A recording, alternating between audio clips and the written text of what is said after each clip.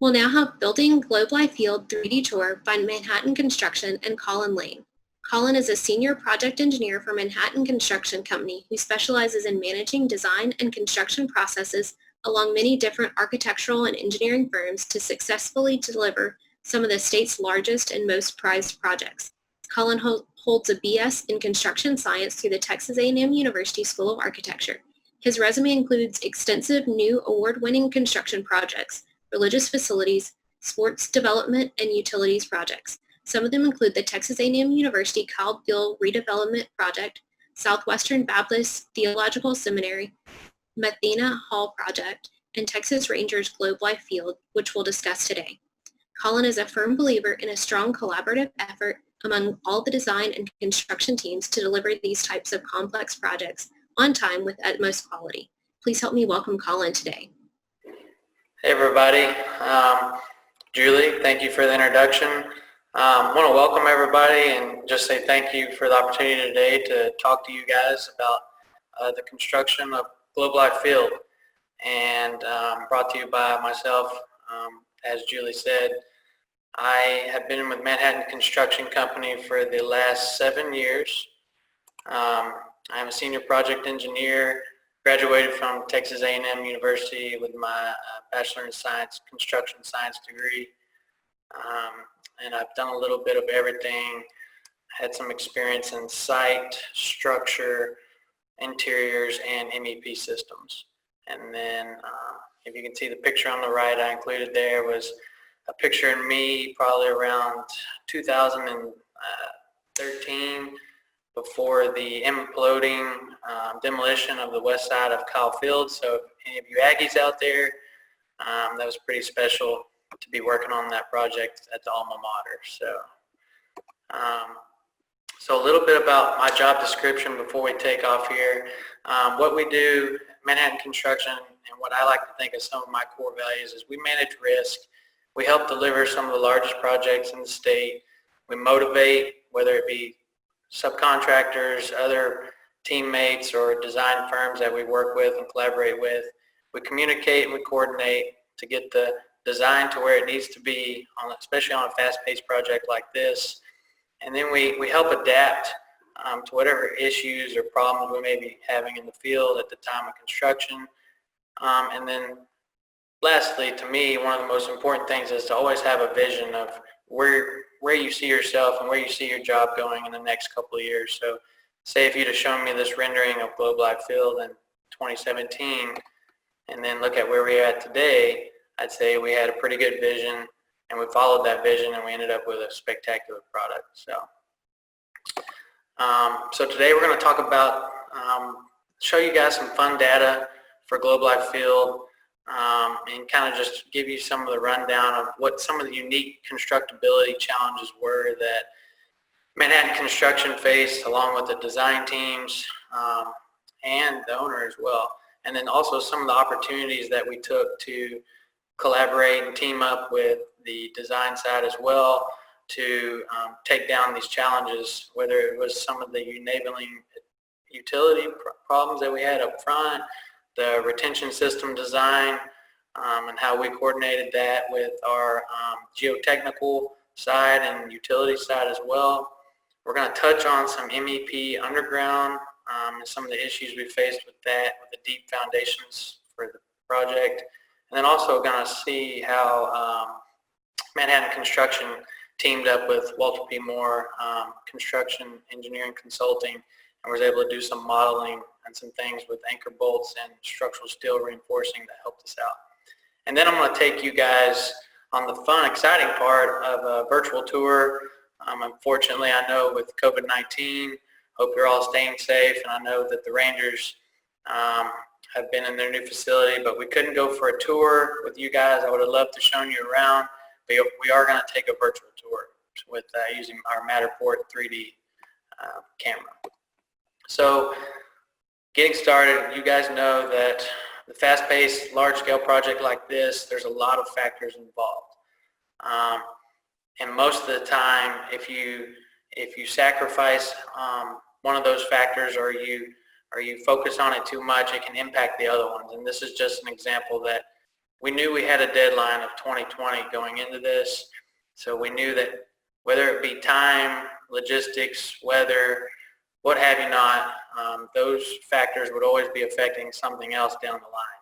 So it's just something that we had to keep in mind as we took off on this project in late 2017. Just some of the fun data. I won't overwhelm you guys, but I did want to show you just a few things. We did have about a 30-month construction duration, which is very fast-paced for the industry for something this large. You do get about 1.8 million square feet of floor space for the new Rangers facility, which makes them the largest in the MLB. I think they're really proud of that. There is about 8.8 million total pixels inside of this stadium, and hopefully you all get to see that very soon. There's about 1,450 LCD TVs. Just another fact there, we laid about 440,000 square feet of tile on the interiors of the project. And another one that kind of is mind-blowing is that we had about 32,000 gallons of paint used. And there's a little fun fact infogram there on the right-hand side to kind of show you some of the counts for the suites and the distance from the center field to home plate. So for those of you that are more into the MEP systems, here's some more facts for you as well. One of them being that we did have about 1,994 miles of electrical wiring on the project. And then we did have about 850 miles of low voltage cable that was run and is still being run today. And then the image on your right, you can see that we did have a major Encore electrical duct bank that services the loop around the ballpark inside the building, and followed by also an emergency duct bank runs parallel with it, and then all of the rest of your MEP systems. And then a little bit about our kitchen and food service systems that we put in for the Rangers. There's about 177 kitchens and concessions that we put in out here, and we'll get to show you those in a little bit later when we do our virtual tour. There's 286 points of sale, and then everybody always loves this fact. There's 25.5 miles of beer lines in the new stadium. So hopefully we'll be getting to purge those and test those out in the next couple weeks, and I'm excited to be a part of that. They also have a lot of capacity to make ice. They have large ice machines and about 19,000 square feet of refrigeration in their coolers. So we did give them a huge upgrade in their food service systems, and I think they were really happy to be a part of that. So we're going to get to our first challenge that we faced when we got out here in 2017. And that was we had to relocate a major city utility that ran right through the footprint of the ballpark, the new ballpark. It was a 48-inch sanitary sewer line that had its own set of documents that were drafted, designed by our engineering consultant, actually multiple firms here out of Arlington and out of local places down the road, MMA Consulting. And so that is a tunnel bore machine on the right-hand side picture there that we brought in from California to tunnel bore and jack the casing and install the line. So as you can see, the image on the left shows you a good yellow line there going through the footprint of the ballpark of the existing utility, and then the image on the right gives you an example of the rerouting of that new utility, which would actually go around the west side of the ballpark and stay out of the large retention system that would soon follow. And then this here's a good 3D example. So we're on the west side of the model facing the east. You can see the existing, you can see the footprint of the building, basic retention walls, the existing line where it cut through the ballpark, and then you can see the new line that comes in and wraps around to the north. And there's actually 3 fairly large bore stations that we had to dig down, and I'll show you some more pictures of those. So those did pose a pretty major problem, and so did the utility itself, because this is a soil nail retention system along with some drilled shafts and tiebacks on the north side, our tallest basement walls. So Manhattan Construction, MMA Consulting, and our retention system engineer record, we had to come up with and get creative on how to avoid these utilities but still carry on with the soil nail retention system. So what we had to do was model this, look at our drawings and our elevations, our utility plans, and come up with ways to drill nails, grout nails in, get the utilities in the ground and not disturb them with the soil nail system.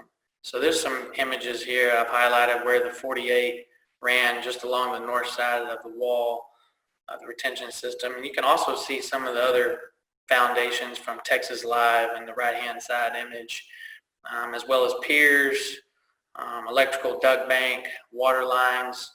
There was a lot to contend with, so this was a pretty big challenge for us to get this right and make sure we didn't damage any of the work that we were putting in. So here's a couple of pictures of the actual bore shaft itself. Is lined with 8 gauge liner plate that is bolted together as we excavate down. And this was performed by A.R. Daniels, actually with the tunnel bore machine. Here's another image kind of giving you an example of the manholes themselves along with the utility as it comes in. And we'd have to pour the block and get this thing routed in after we had the new line set. Some more images of, in the bottom left, you can actually see the tunnel bore machine as it made its way into the new station with the old line there in the image as well. And then top right give you a good example of what that casing, liner plate casing looked like where the tunnel bore machine ran on its rail as it went. So this was a very tasking operation. And here's some images of, the bore pits themselves range from 25 to 30 feet in diameter, fairly large. So we had to plan for that in a way that was unique. We actually splayed the nails or the tiebacks around the bore pits to make sure we kept a safety factor in there and stayed away from those bore pits. So there's a good example of the drawing and the layout along that north side of the stadium. So moving on, our next challenge was we had to find out how far down our excavation went, and then once we got there, how we would set this up to have a successful steel assembly and concrete structure operation at the bottom. So this map right here was something I put together in late 2017. And it kind of gives you a layout for where we had planned on our temporary ramp, which I'll talk more about that in a second. It gives you some elevations, and what we wanted to do was actually build a work surface in the bottom of the bowl to crown the surface so we could push the water off, where we could still work with cranes and steel assembly and concrete trucks, and make a work surface to where we could operate well and still control the water table. And then all the while we had to start accounting for what kind of turf system did the owner want to put in for the actual field itself, and what kind of a sub slab would be there. So these are all things we had to take into account. And what we also did that was unique for this project was we left out a pretty major portion of the service level structure from grids A to C. And that was all due to sequencing and just the requirements that these cranes that we were going to bring in the later months would need the space to move around, as well as assembly of steel trusses and operable trusses in the bowl. And just give us more space. But you'll notice that the area in yellow in that image is from grid A to C that I'm talking about. It takes out a lot of the clubhouse, cuts the locker room in half, all the owner suites and home plate club up front. This was going to be a major deal for us because that would mean that we would have to build out the rest of the interiors and then possibly wait on the rest of the structure to come along as far as concrete slabs and overhead protection from the elements. So this was a major undertaking, but it's something that we knew we had to do to give us room in the bowl to work. And here's a good example image of that on your right. You can see the 600-foot span of truss come across there with the shoring towers, which are right smack dab in the middle of that A to C line. And then you can also see a truss that's being assembled on your right-hand side, and you can see the Manitowoc 31,000 crane there in the middle. So a lot of the components and machinery moving around in the bowl took up a lot of space. So that was the reason for the A to C line leave out that we chose to do. Another feature that I had to contend with and kind of plan out up front was the temporary construction ramp that we knew we were going to have to put in. So up front, we knew we'd have to ramp all the way from the high grade on the west side of the stadium atop the retention wall. We'd have to ramp down and make accommodations in the retention system to get us down to the service level bowl elevation. The ramp would provide us access at unique points of the job where access might not be available in other places.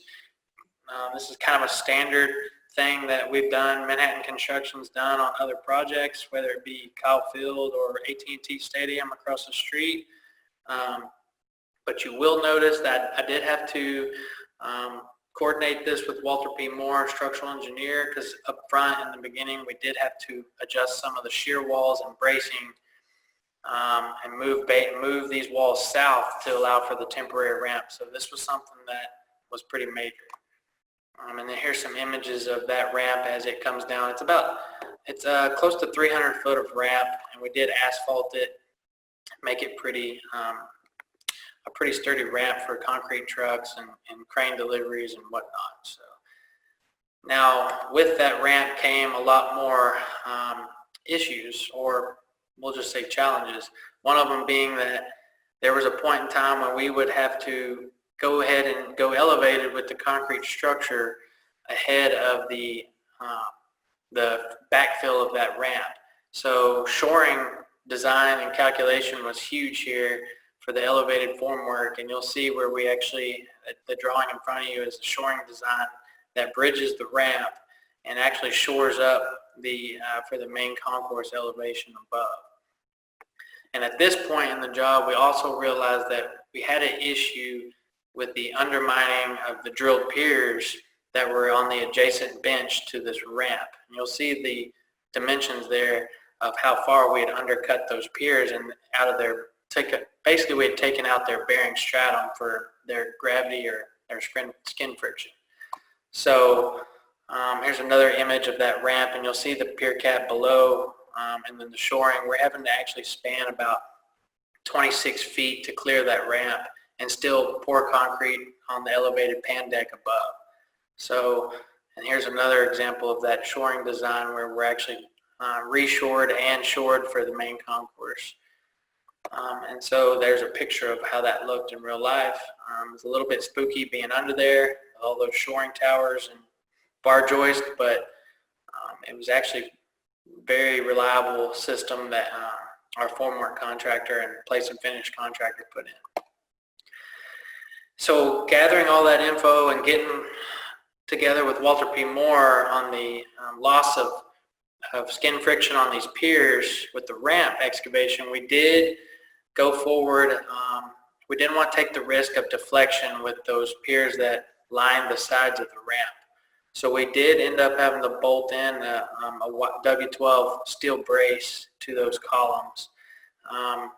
They were fairly heavily loaded, and by the time we got to the point where we wanted to start setting steel on top of this area, we knew that we needed bracing in there because the ramp was still in use.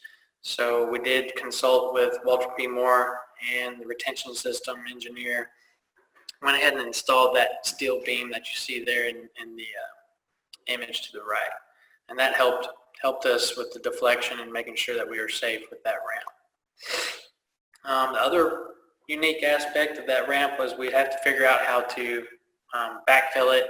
So we came up with a custom design for a gabion wall and engineered geofill that was compacted on the back side of the ramp Here's just kind of a better image of that, where eventually when it was time to backfill that ramp, we had a good design that was benched and it would work, and it would not allow for settlement in that slab on grade where that ramp was backfilled.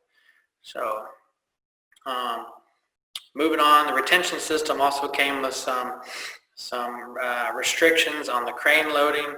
And the reason I bring this up is because in the beginning, we had to think about our cranes and our access and our logistics. So we did establish no load zones and max allowable PSF in some instances on 30 or 40 foot distances off the wall.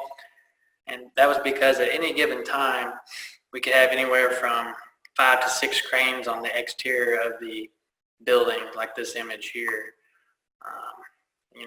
And we had to keep those guys off the face of the wall to make sure we didn't impact the soil mill system. So that was one hurdle that we had to cross. And now I'm going to move on to a little more of the geotechnical side. This was a fairly straightforward report, but we did have some surprises that came along with it. You'll see we had a lot of borings, good bore logs from Land Tech engineers, and we knew there would be a lot of groundwater at certain elevations as we got down to the bearing stratum. And then this just gives you a good idea of the first 20 to say 40 feet was sandy clay, more of a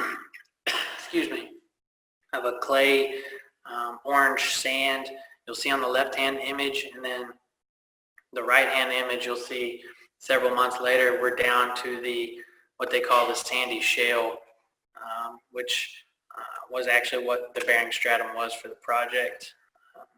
Quite a difference in color, and then at that elevation we also reached groundwater and had to control that water table. The other surprise that we ran into, to name a few, was the large sandstone and granite boulders that didn't show up as quite as well as we thought would in the geotech report. Those did make it pretty burdensome on us to excavate them out and have to bust them down to haul them out. So we did have a little bit of an impact there with those boulders that were not shown really in the geotech report. We also unearthed some surprises as far as old utilities, like this water well case pipe, which was not shown on any of the demo plans, and that just required a quick follow-up with TCEQ and Civil EOR to make sure that we could cut and cap and remove and dispose of that line, of that casing, that well pipe. Another surprise would be the uncovering of a 16-inch gas transmission line that ran northwest to southeast through our site. Just required a follow-up to make sure it was abandoned, obviously, and who it belonged to, and that we could cut and cap and remove. So again, just surprise after surprise during the excavation. I'm going to talk a little bit about an issue that we ran across with the drilled piers in the bottom of the bowl of the stadium and the MEP underground. As you see here, we did have a lot of underground electrical duct bank, manholes, large excavations of hydronic piping and grease traps, sump pits, and those excavations ended up being an issue with our bearing stratum next to our piers, our drilled piers.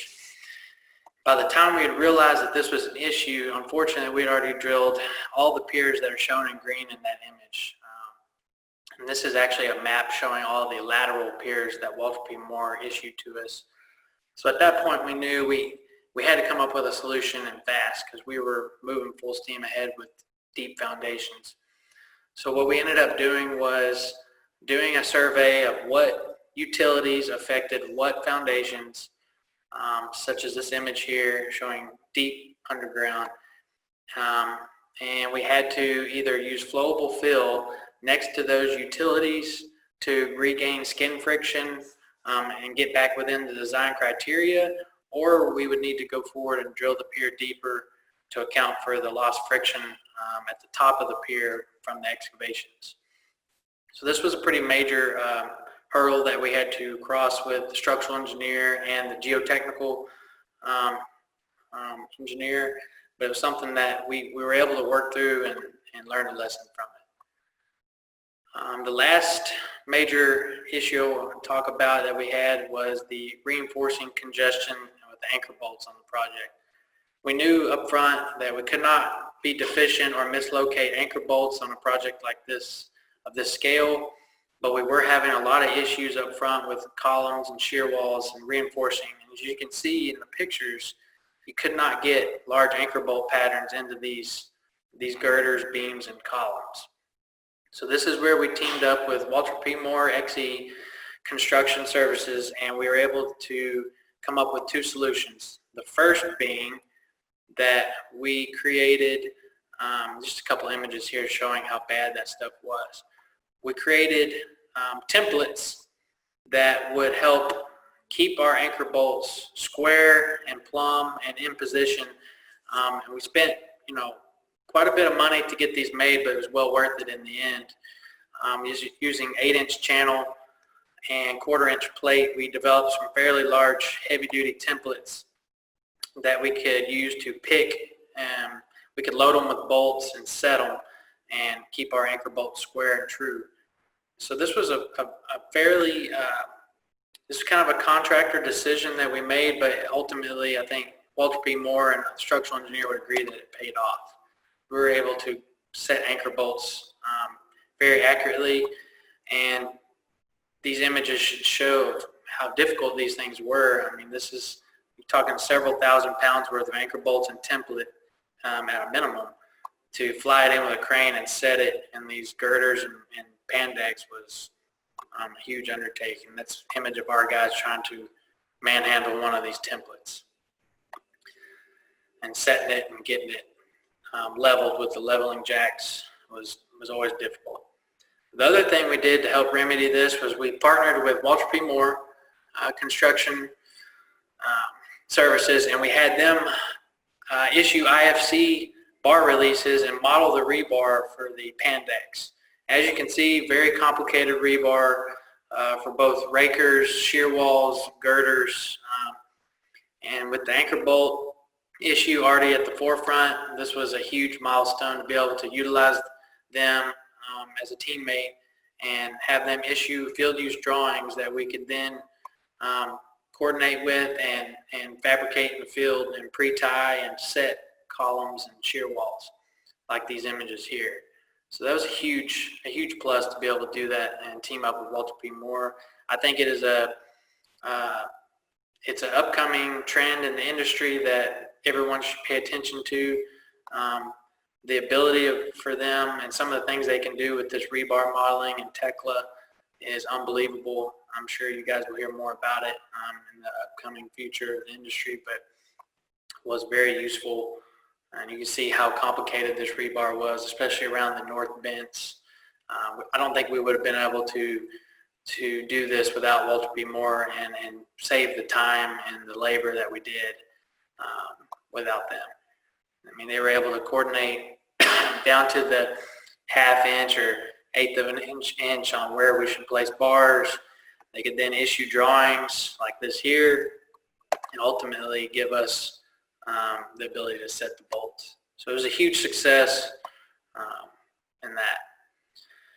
So the last part of the presentation I want to talk to you guys about is just the overall constructability and sequencing of our cast in place structure. Up front, we knew we had a lot of coordination with our pour stops, our construction joints, and the different embeds and anchor rods that we'd have to deal with.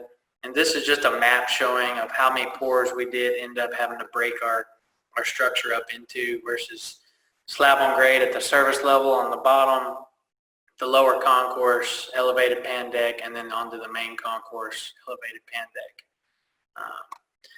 And then here's another example of how complicated our pours got. This is the northwest pedestrian ramp. Had a lot of things to contend with here.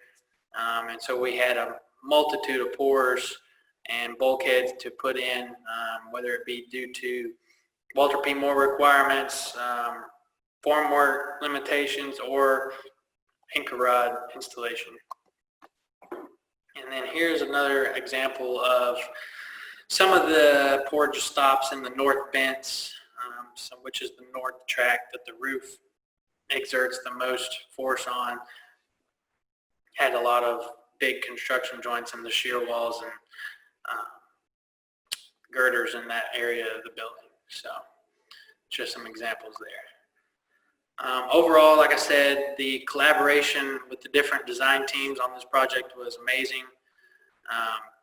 And I will very quickly here walk you guys through a quick model shot of what we were able to do with Walter P. Moore.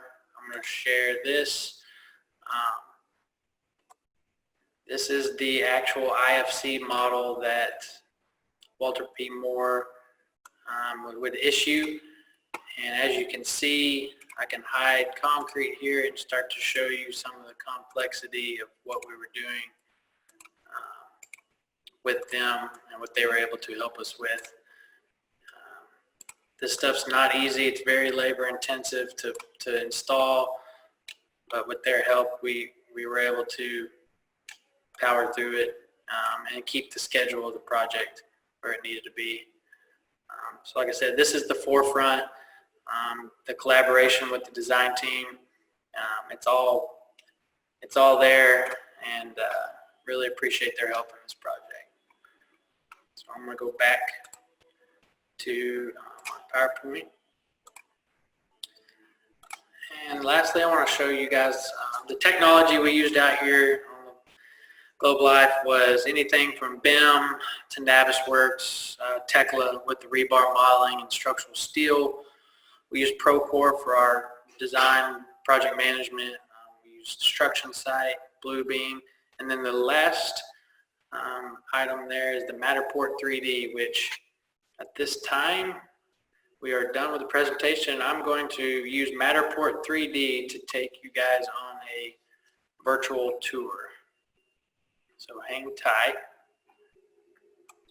This is Matterport 3D as a program that we purchased and a camera that we purchased that actually can set up and take 3D images and collect data for wherever you might want, whether you're using it for marketing or construction purposes. So today I'm going to walk you guys through this model and give you a tour of the Texas Rangers clubhouse.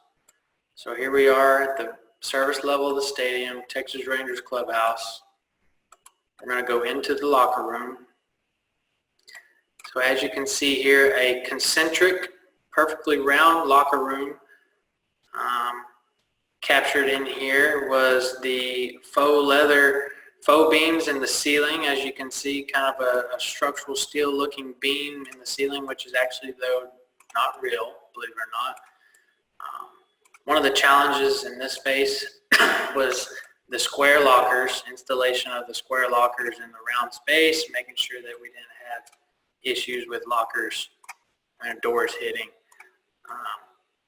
They are really happy. These lockers do come with wireless chargers, as you can see there, and they do ventilate, and they can hold up to 19 pairs of shoes in the bottom of these lockers. There's a lot of technology there just for a locker, you wouldn't believe, but I know the Rangers are very happy with it. Next, we're going to move on to the showers. They do get individual trays for their, I guess, toothbrush and shaving cream or whatnot. Really pretty shower area. And then they also, down the hall here, they have a steam room that I will show you. So this is their steam room. We did learn that when you build a steam room, you need to slope the ceiling to make it drain correctly. So that did end up having to have some rework there. But this is the Texas Rangers player steam room. Fairly nice. So we're going to leave the clubhouse from here. And we're going to go out to the dugout. And I'm going to give you guys a view from the dugout, home dugout. This is the Texas Rangers home dugout. You've got your phones here for coach to make a call to the bullpen, replay, press, whatnot. This is where you come from the clubhouse. This is their bat rack and their helmet rack for the home team.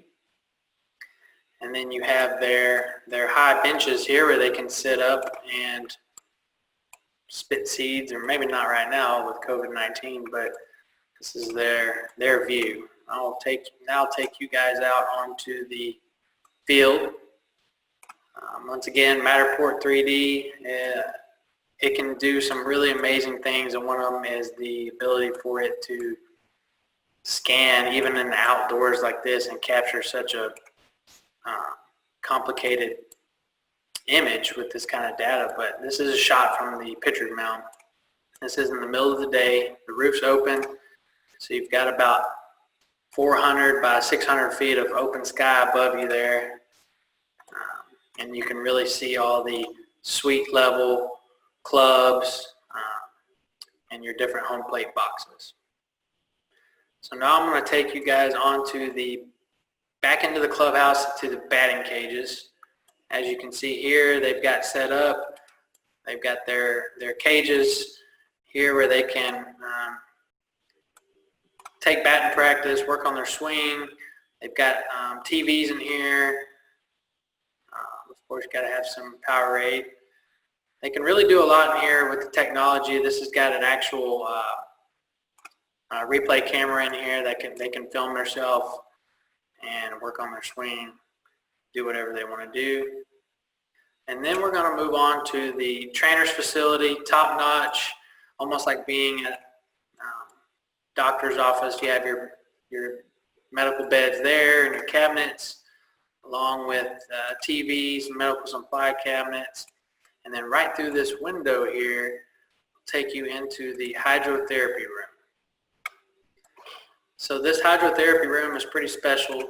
It's got one treadmill pool, as you can see there, that you can get in and have current against your body while you walk on the treadmill that's underwater. And you've got TVs that are head height here, so you can watch TV while you walk on the treadmill. And you've also got two plunge pools here that the players can get in, and one of them is an ice pool for cold, and then the other one is a heating pool. And they're about 4 foot deep, and you've got your TVs there for that. So pretty neat. I'm now going to move to the player lounge on the home team side. So here's their lounge where they can come hang out, grab a bite to eat, grab some coffee, kombucha machine in here, kombucha, sorry. Very nice space for them here. They've even got a home theater back here. I'll show you. It's got some nice leather reclining chairs, big screens. This is kind of their theater room where I guess the guys can play Xbox or hang out, do what they want. So let's see. Moving on. We've got the player weight room. So here is their weight room. They do have quite a bit of the top end equipment that you would expect. It's maybe not as large as you would have thought, but it is very nice. And it's got a cardio mezzanine up above, which I'll show you in just a second. As you can see, they've got weight racks, mirror there to watch themselves, I guess. Different machinery going on. Try to take this slow so it don't make you guys too dizzy. They've got sports flooring as well as turf, a carpeted area in here. This is where all their bands are. And then I'm going to take you guys upstairs to the cardio mezzanine, where they do have all their bikes, pelotons, what have you not. Like I said, this isn't the largest cardio mezzanine, but it does overlook the weight room. And we did have an opening installed here where they can load equipment from the service corridor outside, whether it be cardio equipment or a new treadmill. So that is the home team facility, some of the highlights. And now I'm going to take you guys to the club level spaces. So the event level, which is the bottom, this is the Evan Williams Lounge. They've come in and we've done a lot of different graphics in here for the Evan Williams Club. As you can see, a blue polished concrete floor. Got a nice bar here with a red cork theme in the back. Overall, a really nice space to hang out in. And what this does as well is it has some windows here in the retaining wall and the precast where you can sit and watch head level with the players. So it's a pretty neat space, allows you to function and have quite a few.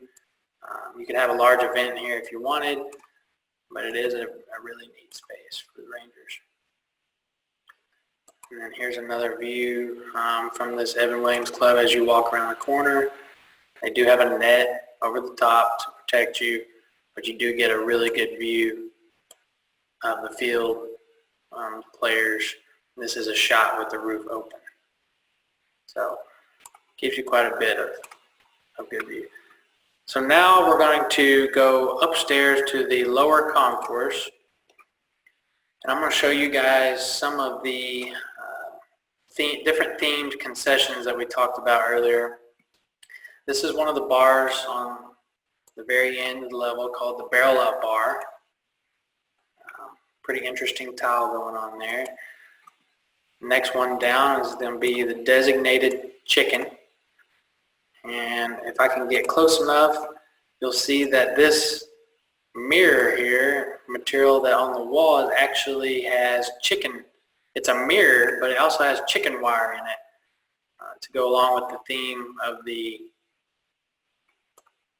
Designated Chicken.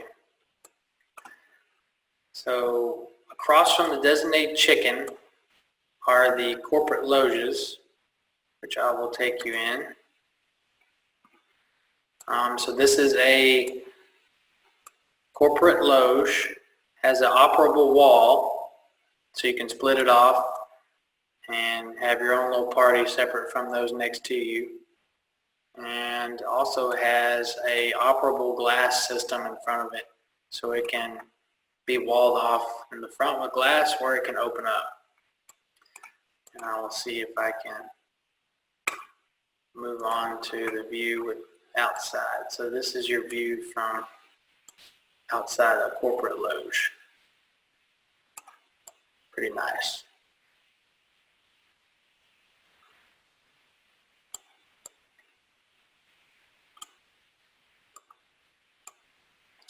Next, we're going to go back out to the hallway of the lower concourse. And then here you've got the Sweet Baby Ray's barbecue. Namesake there. It's going to be a pretty good spot to stop and find a snack, I would imagine. And then also you've got a barrel up bar. But what I want to move on to next and focus on is the First Base Club here, which is also called the StubHub Club. That is where we'll head to next. So this is the bar inside of the StubHub Club. All white Venetian plaster on the wall finish, leather panels, a fairly unique mirror with leather strap system to kind of give it a little finishing touch. We do have quite a bit of space around the corner here, which I'll show you. This is the StubHub Club, bringing in some architecture from the old ballpark. Those trusses there are mimicking the old Globe Life Park.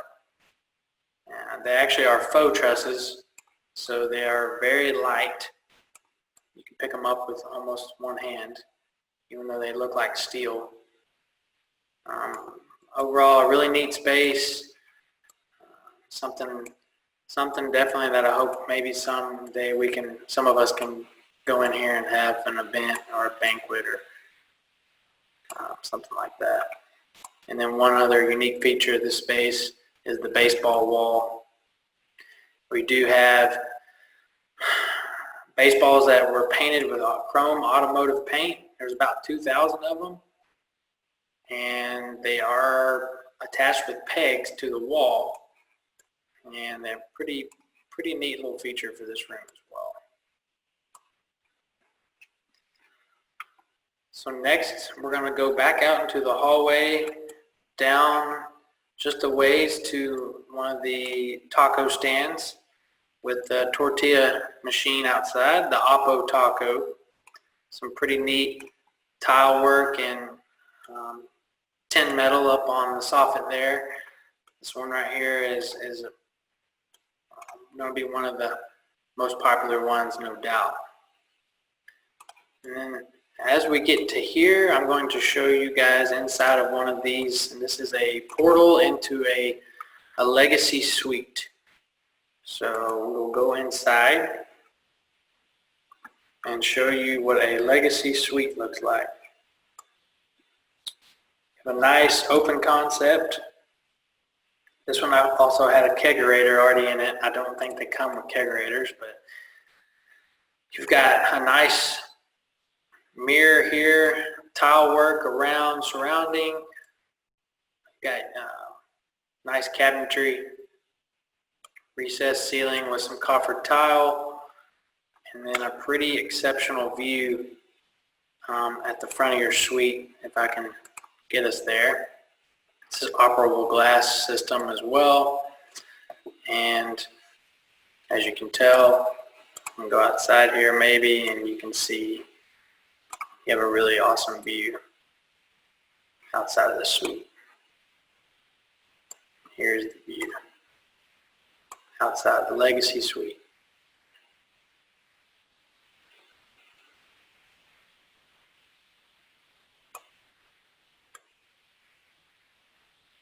Pretty great.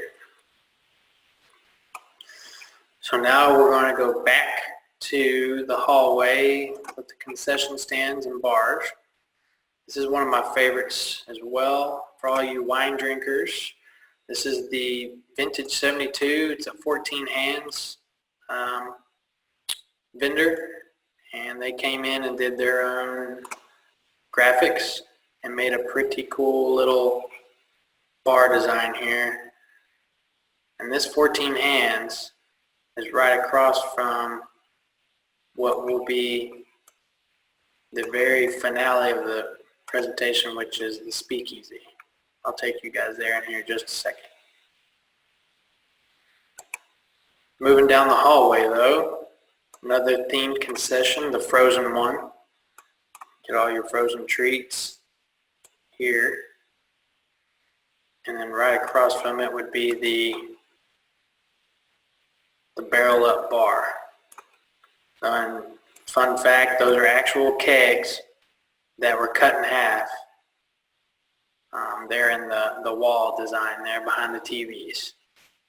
This is definitely your beer drinking bar here on the lower concourse.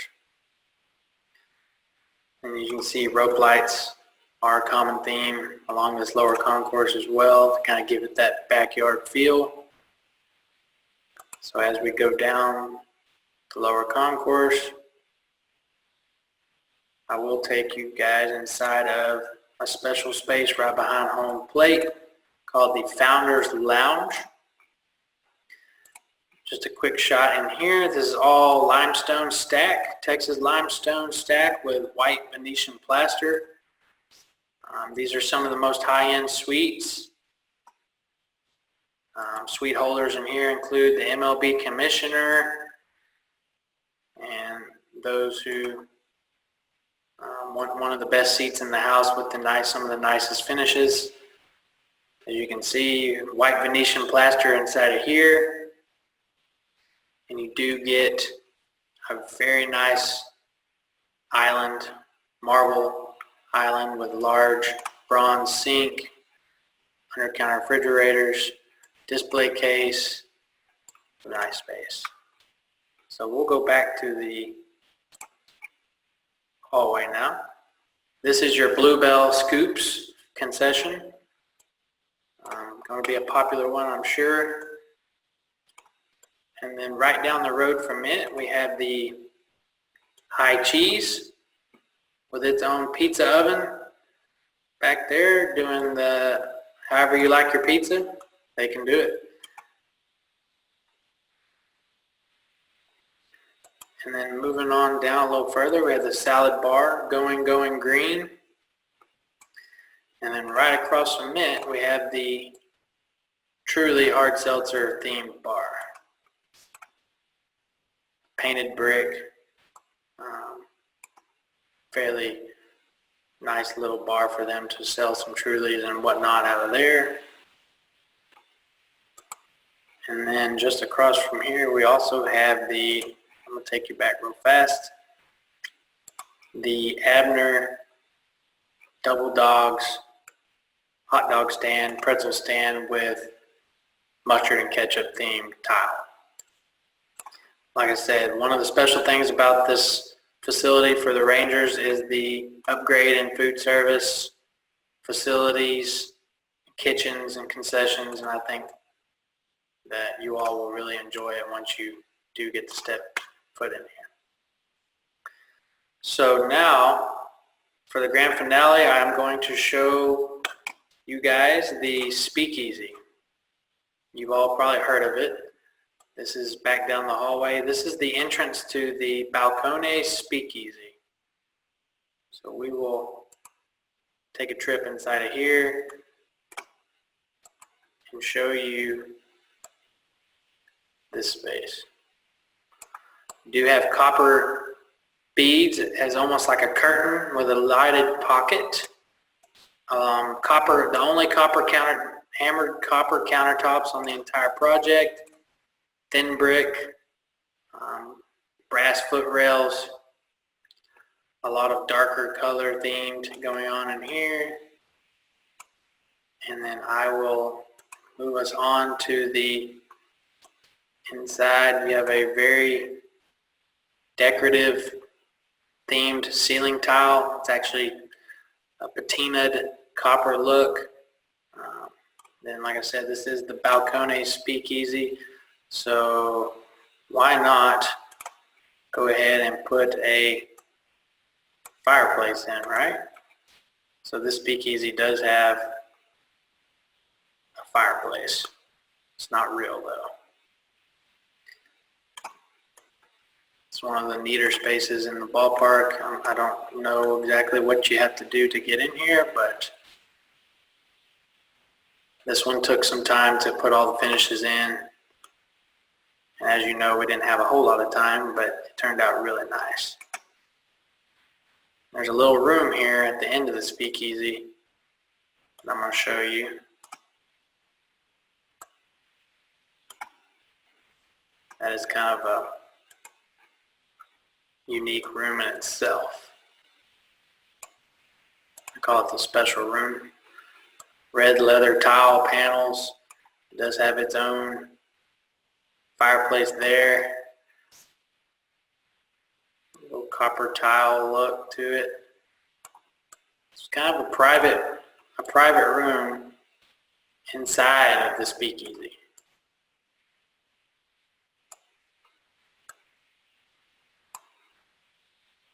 And then of course the themed bathroom. Everything is dark with black ash arched door frames for your restroom. And so that concludes the tour with the Matterport. I'll go ahead and go back to my presentation and would like to open it up for Any questions, comments for myself? And again, I want to say thank you to the ASCE for giving me opportunity to show off of all of our hard work, and hoping to see you guys in here soon. Hey Colin, this is Jonathan Brower. Thanks a lot for the presentation. It was really cool. I had a question on the no load zones on those retaining walls to cut down on the surcharge pressures. Was that a no load zone only for the crawler cranes or for like all equipment? Like, could you have some smaller equipment on those areas, or you could have everything? smaller equipment on those areas. Those no load zones were basically for the crawlers that had a pretty good PSF under their tracks, under their bodies. And to help spread the load out, we could work with the engineers and come up with some matting, fairly large timber matting that we could spread the load out and walk a crane closer to the edge of the wall. But there is a point when we did run into, we couldn't go any further, so we'd have to add more jib or more boom to the crane to make certain picks. So fairly challenging. Hey Colin, this is Carlos Balderrama. I want to thank you again for speaking to us. I'm still amazed at how sharp those images from the Matterport are. That was a pretty neat tour. My question is kind of if you could kind of give us a little bit of insight on one of your images. You showed that huge crane in the middle of the bowl. Just kind of want to see if that was huge effort or what kind of effort it was to assemble that, and maybe just how long it took to actually do the pick and set that truss. So the crane itself came in, we planned for it all along. We knew we were going to need it to set the operable and fixed trusses and the roof steel. That crane itself, one of the largest crawlers in North America, it came in on about over 200 18-wheelers, came into the bowl to unload tracks, body, boom, the whole 9 yards. And that crane itself had over 2 million pounds in counterweight, and the heaviest pick, which was the northern half of one of the operable trusses in the roof, weighed about, I think it was like 1.6 million pounds. And usually when we made picks like that, we were pushing 95% capacity of that crane. And you take everything into account when you're dealing with something like that, whether it be the wind or the humidity and the time frame. You're going to have that piece on the hook, and for those guys to climb up there and make those connections and get it bolted in and safe and secure. Overall, that was a huge part of this project, being able to have that crane in this stadium, and it really made for a successful steel erection for the roof. So Colin, that is really an incredible project that you had the opportunity to work on. Were there any issues with the boring machine breaking down? There was. So we ran into a point probably about 3/4 of the way through the boring of that utility where the machine went down.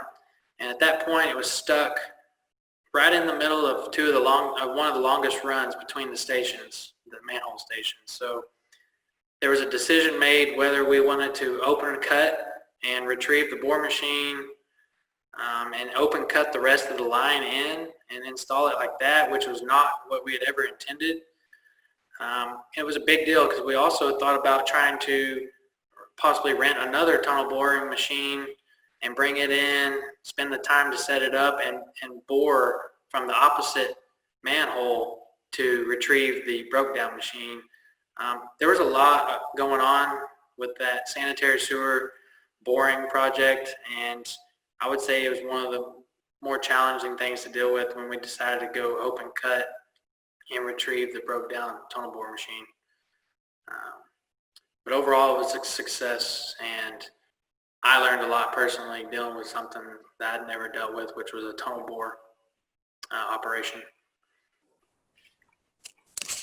With that, we're going to wrap up this session, but thank you, Colin, for speaking with us today and for sharing all about this project. I know it was interesting for me to see how it was constructed and to see how everything came together, and the virtual tour was amazing afterwards.